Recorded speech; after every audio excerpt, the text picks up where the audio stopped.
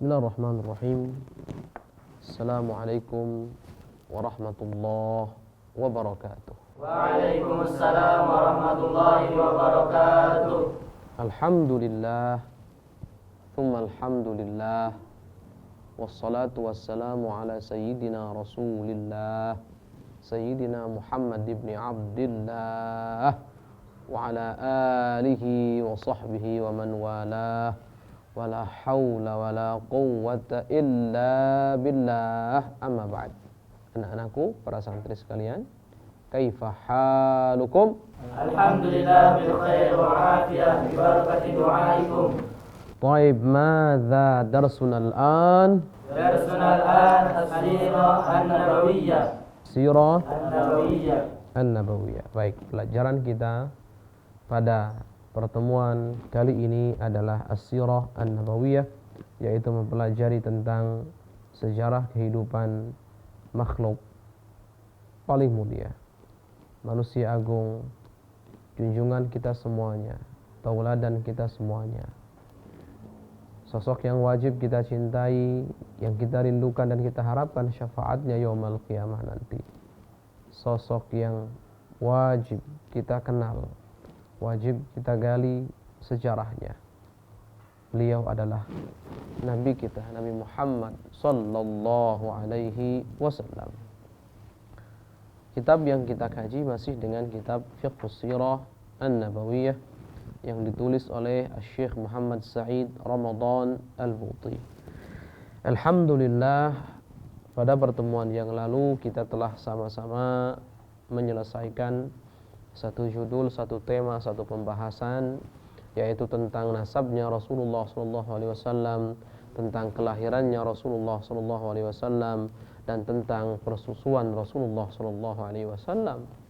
Kita mengetahui sama-sama bahwa nasab Rasulullah SAW adalah nasab yang mulia, nasab yang terbaik, nasab yang Allah jaga dari pengaruh-pengaruh kejahiliyahan. Sampai-sampai Syekh Al-Buti mengatakan, fama tasallala syai'un min adranil jahiliyati ila nasabihi sallallahu alaihi wasallam. Tidak ada potensi untuk pengaruh-pengaruh buruk, ajaran-ajaran buruk, kotoran-kotoran jahiliyah merasuki nasabnya Rasulullah sallallahu alaihi wasallam. Nasab beliau adalah yang terbaik dari yang terbaik dari yang terbaik dari yang terbaik. Maka dari sini kita bisa ambil keutamaan bangsa Arab dibandingkan bangsa-bangsa yang lainnya, keutamaan suku Quraisy dibandingkan suku-suku yang lainnya. Jika kita mencintai Rasulullah, hukumnya adalah wajib, maka mencintai bangsa Arab karena Rasulullah bagian dari mereka, mencintai suku Quraisy karena Rasulullah bagian dari mereka juga adalah wajib, bukan dari individu per individu, bukan dari golongan per golongan, bukan sebab itu, tapi karena Rasulullah SAW adalah bagian dari mereka. Dan setiap yang berkaitan berhubungan dengan Rasulullah adalah mulia. Bukan Rasulullah mulia karena tempat, waktu, dan seterusnya, tapi sebaliknya waktu dan tempat, kejadian, nasab mulia karena Rasulullah SAW. Kemudian kita juga telah sama-sama mengetahui bahwa Rasulullah SAW dilahirkan pada tahun gajah, pada hari Senin, tanggal 12 Rabiul Awal, tanggal 12 menurut pendapat yang masyhur, dan ada yang mengatakan juga tanggal 9. Tapi yang disepakati bahwa tahun gajah adalah kesepakatan, hari Senin adalah kesepakatan, bulan Rabiul Awal adalah kesepakatan para ahli ilmu di bidang sejarah. Kemudian kita juga sama-sama mengetahui bahwa ketika Rasulullah SAW lahir, saat itu Rasulullah SAW tidak lama dari kelahirannya langsung dicarikan oleh kakek tercintanya, ibu susuan. Dan ibu susuan itu bernama Sayyidah Halimah Sa'diyah dari kalangan Bani Sa'ad. Ini sudah kita pelajari semuanya. Bahkan hikmah-hikmah atau poin-poinnya pun sudah kita pelajari. Di antaranya kita mengetahui dan mempelajari bahwa Rasulullah sallallahu alaihi wasallam untuk urusan nasab adalah nasab terbaik. Kemudian kita mempelajari bahwa Rasulullah SAW tidak dilahirkan secara kebetulan dalam keadaan yatim, tidak. Dalam keadaan ibundanya meninggalkannya dalam usia yang masih kanak-kanak, usia 6 tahun. Kakek tercinta meninggalkan beliau dalam usia 8 tahun. Kemudian setelahnya diurus oleh pamannya tercinta Abu Thalib, pun Abu Thalib tidak masuk Islam sampai akhir hayatnya. Ini bukan suatu kebetulan, tapi ini ada rangkaian rencana Allah Subhanahu wa taala, yang dibalik semua itu ada hikmah yang sangat agung, sangat luar biasa. Hikmahnya adalah agar tidak ada peluang, kesempatan, celah sedikit pun bagi musuh-musuh Allah yang ingin menebar syubhat, membuat keraguan di hati kaum muslimin tentang dakwah Rasulullah diambil dari orang tuanya. Dakwah Rasulullah adalah ajaran daripada keluarganya, tidak sama sekali.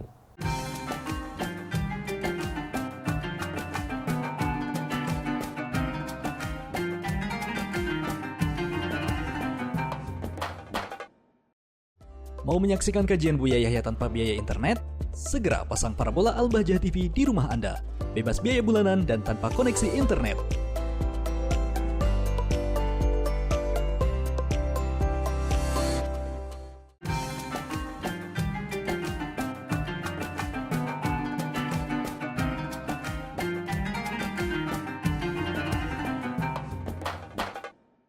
Kemudian hikmah atau ringkasan dari hikmah berikutnya yang bisa kita ambil dari pelajaran kita pada pertemuan yang lalu adalah bagaimana tingginya kedudukan maqam Rasulullah SAW di hadapan Allah Subhanahu wa taala, padahal Rasulullah saat itu masih sebagai anak kecil, masih sebagai bayi. Itu diwujudkan dan tergambar pada kenyataan fakta bahwa perkampungan Bani Sa'ad, di mana Sayyidah Halimah Sa'diyah tinggal di situ, saat itu mengalami kekeringan, saat itu mengalami krisis yang luar biasa. Sampai-sampai hewan-hewan ternak yang biasa diambil manfaat susunya, air susunya, pun juga tidak meneteskan satu tetes pun air susu. Tapi ketika Rasulullah sampai di pemukiman Bani Sa'ad, di perkampungan Bani Sa'ad, mulai menyusup pada Sayyidah Halimah Sa'diyah, apa yang terjadi? Tiba-tiba Allah Subhanahu wa taala jadikan di sekitar perkampungan Bani Sa'ad menjadi hijau dan subur, sampai-sampai hewan-hewan ternak yang dimiliki oleh Halimah Sa'diyah saat itu menjadi kenyang, menjadi gemuk, dan menjadi kantong susunya, kantong air susunya menjadi berisi, sehingga bisa dimanfaatkan air susunya. Ini bukti tinggi, luhur, agung, maqam, kedudukan, derajat Rasulullah SAW di hadapan Allah Subhanahu wa taala. Kemudian kita juga bisa ambil hikmah ringkasnya tentang peristiwa dibelahnya dada Rasulullah SAW, bahwa dengan dibelahnya dada Rasulullah SAW ini adalah sebagai warning, sebagai pengumuman, sebagai informasi dari Allah Subhanahu wa taala untuk umat manusia, bahwa anak kecil ini yang kelak akan menjadi nabi, anak kecil ini bukan sembarang anak kecil, tapi kelak akan menjadi nabi dan akan mengemban amanat yang sangat-sangat besar, sangat-sangat mulia, sangat agung, akan menjadi seorang nabi, akan menjadi seorang yang diberikan wahyu dari Allah Subhanahu wa taala.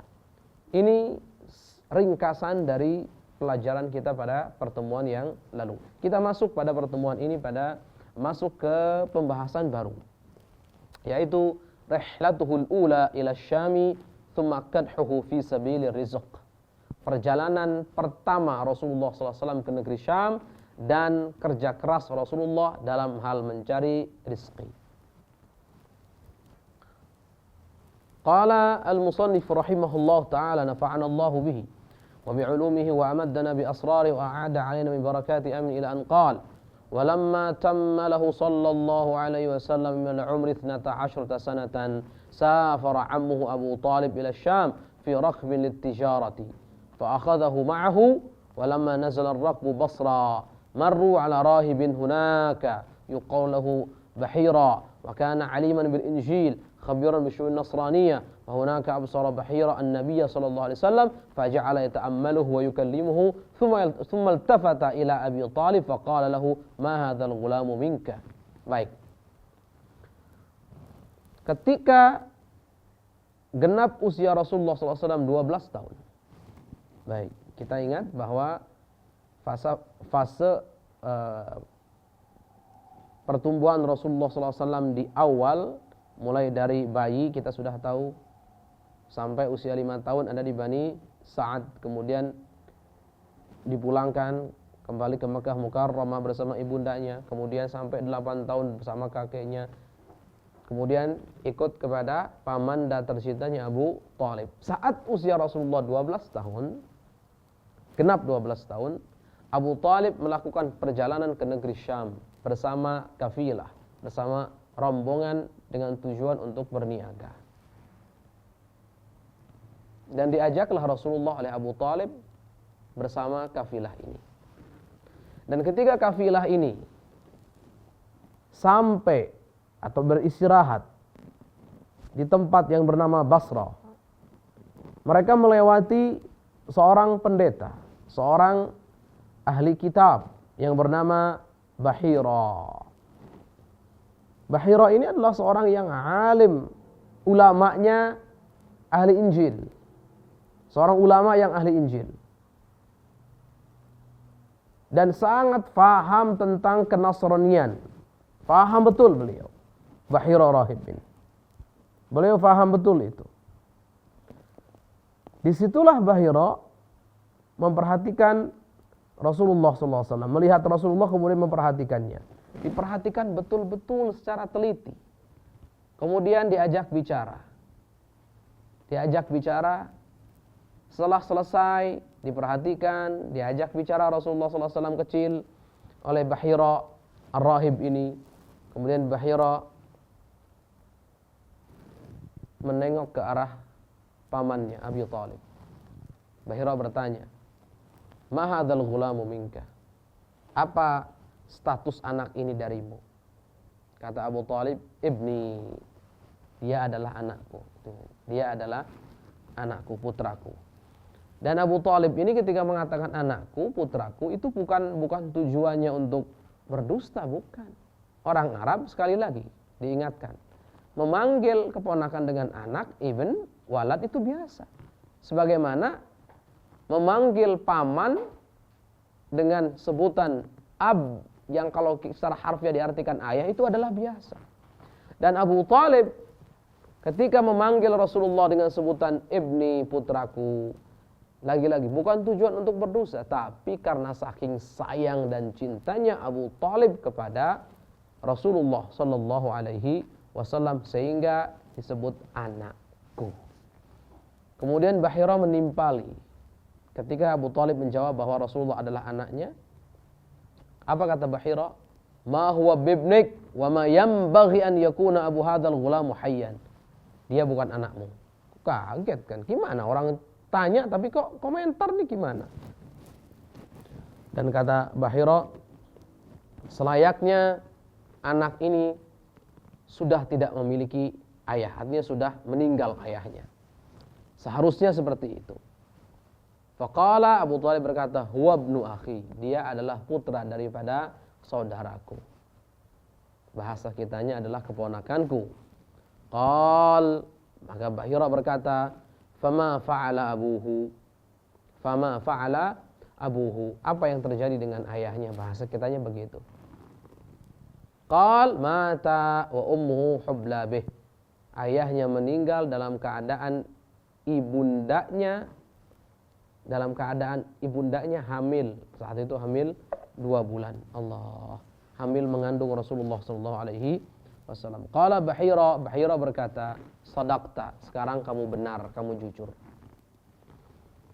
Kemudian Bahira melanjutkan perkataannya, "Farji' bihi ila baladih." Bawa pulang anakmu, keponakanmu ini ke negara asalnya, tempat asalnya. "Wahdhar alaihi yahud." Dan berhati-hatilah dari kalangan Yahudi. "Fa wallahi," demi Allah, kata Bahira, "la in ra'auhu huna." Kalau seandainya Yahudi melihatnya di sini, la yublighunnahu syarra, maka Yahudi akan melakukan tindakan atau akan melakukan keburukan terhadap Rasulullah sallallahu alaihi wasallam. Dalam hal ini Rasulullah akan tidak pernah dibiarkan hidup. Rasulullah akan dibunuh oleh kalangan Yahudi kalau seandainya mereka tahu. Fa innahu ka'inun libni akhika hadza sya'nun 'azim.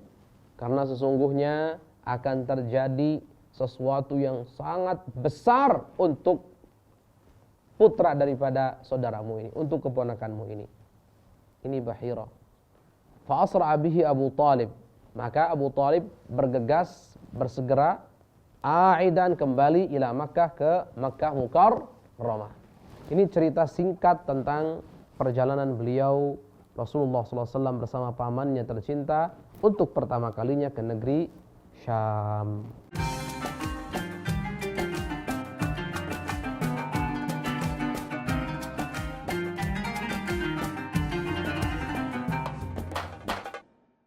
Ingin belajar bersama Buya Yahya kapanpun dan dimanapun?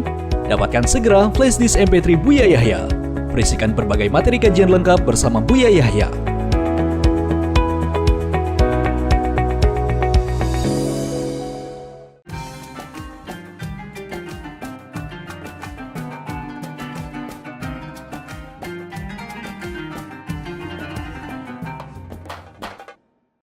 Thumma akhadha Rasulullah sallallahu alaihi wasallam. Sebelum ini kita baca ta'liqnya Syekh Al-Buti, catatan kaki. Ta'liq itu catatan kaki.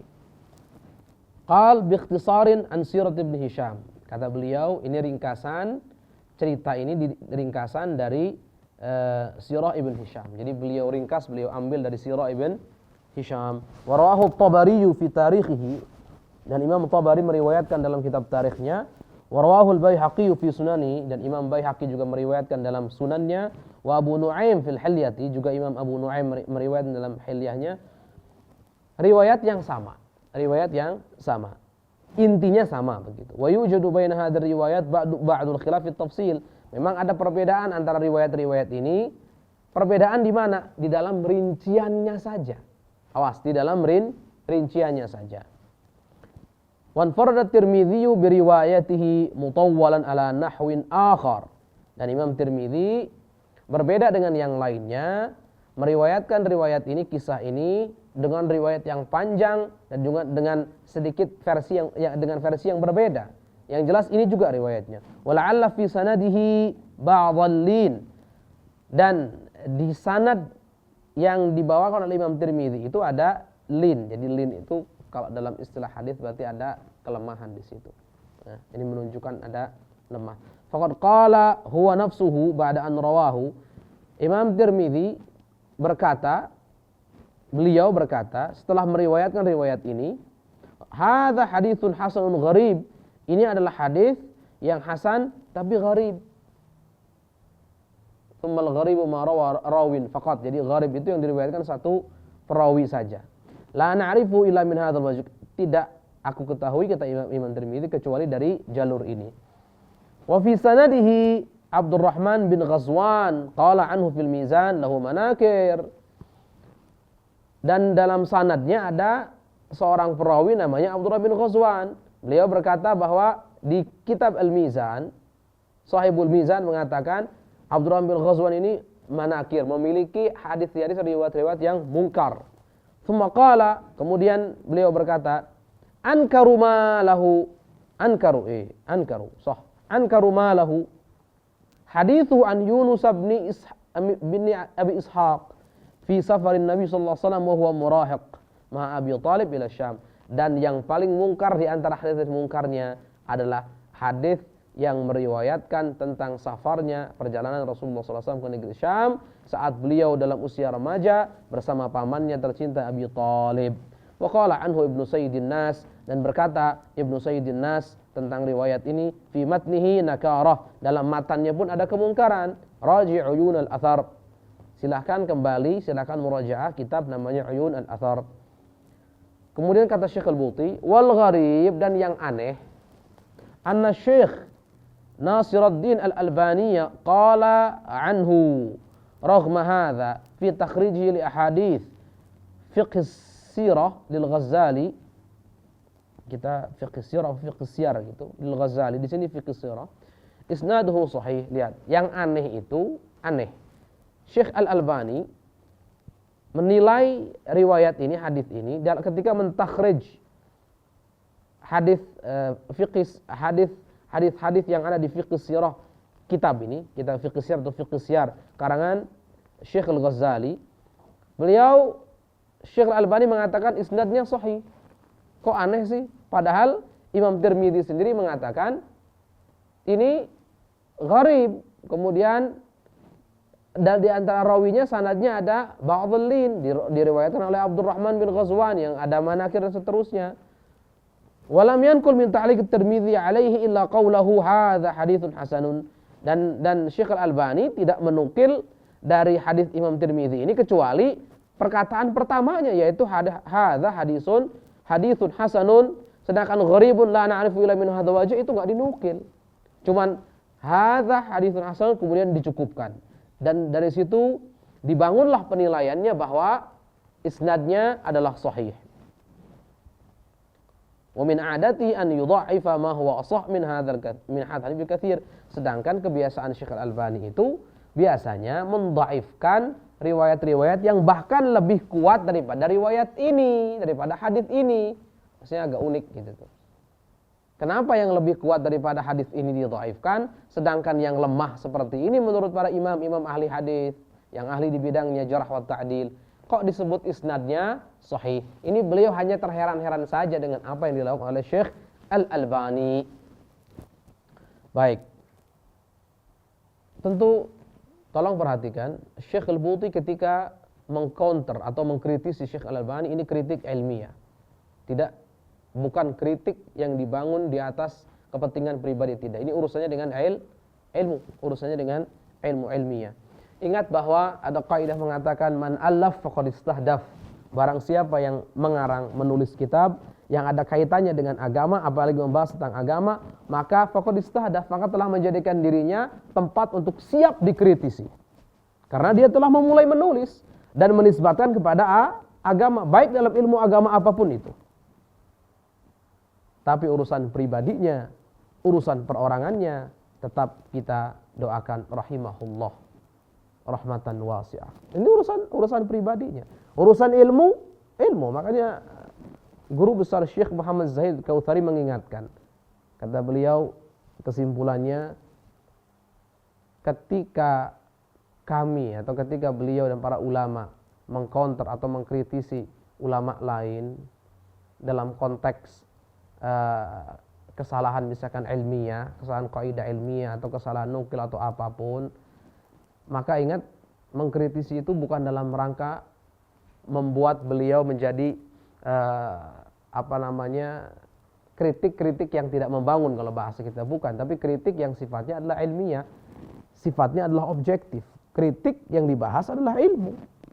Kalau urusan dengan ilmu, maka awas, urusan dengan ilmu, urusan dengan menjaga agama, urusan mengikuti yang benar, itu adalah manhajnya semua ulama muslim. Siapapun orangnya, jika salah tetap akan dikatakan salah. Apalagi kalau orang tersebut adalah orang yang kontroversi di bidangnya misalkan. Itu sangat wajar sekali. Sehingga tidak perlu terheran-heran dalam bab ini, tapi tentunya orang yang mau mengkritisi harus ada adab. Niatnya pun untuk mengkritisi secara ilmiah, bukan secara pribadi, bukan secara subjektif. Baik. Hadza wa ammal qadrul mushtaraku, dan adapun bagian yang disepakati kesamaannya, bahasa kitanya gitu. Minal qissah, daripada cerita tentang perjalanan Rasulullah dengan pamannya tercinta ke negeri Syam, fa thabitun bi turuqin katsir la yalhaqu awhan. Maka sabit, ada, benar, bahkan dengan jalur yang sangat banyak yang tidak diragukan dan tidak bisa dihukumi lemah, tidak diikuti oleh kelemahan, ya gitu maksudnya. Jadi ingat yang dibahas di sini. Jadi ada pertama kisah tentang perjalanan Rasulullah ke negeri Syam dengan paman tercinta saat Rasulullah masih remaja. Ini adalah kisah yang disepakati kebenarannya. Adapun riwayatnya, banyak sekali yang meriwayatkan dari imam-imam ahli hadis. Hanya yang diperselisihkan itu adalah rinciannya. Itu adalah rinciannya, detailnya, panjang pendeknya. Tapi inti kisahnya itu benar disepakati oleh para ulama dan tidak sama sekali tersentuh oleh yang namanya lemah, enggak bisa dihukumi lemah, tapi kuat sekali. Ini urusan asal kisahnya, karena banyak sekali jalurnya, jalur periwayatnya sangat banyak. Baik. Semoga Allah Subhanahu wa taala memberikan kita semua ilmu yang bermanfaat. Dan semoga Allah Subhanahu wa taala memberkahi kita semuanya, memudahkan kita semuanya dalam memegang keyakinan kita. Akidah yang benar, ikut Rasulullah sallallahu alaihi wasallam. Ala hadhihi niyyah wa ala kulli salihah. Al-Fatihah.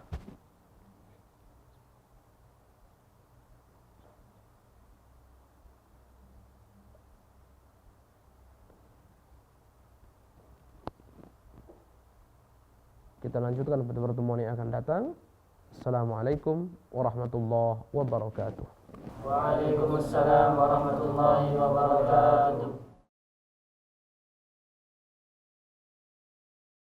Sahabat Al-Bahjah TV, setelah menyaksikan video ini, jangan lupa bersolawat kepada baginda Nabi Muhammad. Shollu ala Nabi Muhammad. Allahumma sholli alaihi wa ala alihi wa sahbihi.